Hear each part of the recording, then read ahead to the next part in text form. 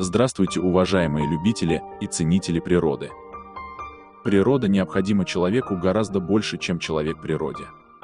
Сохранение окружающей среды – это не выбор, это обязанность каждого умного человека.